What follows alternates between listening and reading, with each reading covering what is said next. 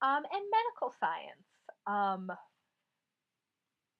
was really kind of founded again on the bodies of marginalized people, and that's important to keep in mind when we think about. I think one of the arguments for our healthcare system being so expensive is that this allows us to do innovation. It allows us to make medical discoveries, and medical discoveries are important. But I want to be really clear that it's not like capitalist innovation that has allowed us to make medical discoveries. So these are photos from a protest of this guy here. We can only see his back. I don't want to look at his face. Who was Marion Sims, who's often known as the founding father of gynecology. And he was a really wealthy plantation owner, Southern gentleman,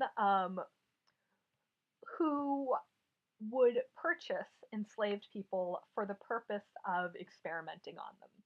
And so there was a statue of him in Central Park in New York City that came down in 2017 as a result of activists. And so these photos here are activists who are protesting his statue still being displayed because he would do these horrific surgeries on unconsenting enslaved people, and he invented some surgical techniques. Again, by so he was interested in what's called fistulas, which are kind of a hole in between the vagina and the rectum, in like a kind of a hole in the tissue. So he would give people fistulas and then repair them. And he's still known as really like he just contributed so much to science.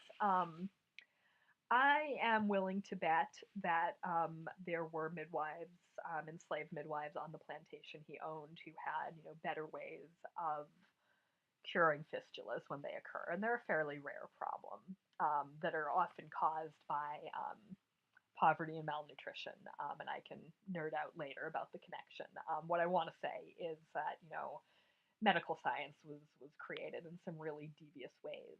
This is Henrietta Lacks, a black woman from Baltimore who died of cervical cancer, and cells from her tumor were taken without her consent, and used to develop a cell line that's been used in countless experiments. An important thing about Henrietta Lacks is she wasn't offered treatment. Her cancer cells were stolen, and she wasn't provided treatment by Johns Hopkins Hospital. She thought she was being treated. She was just being experimented on. These are survivors of the Tuskegee experiments, which studied the progression of syphilis in men of color.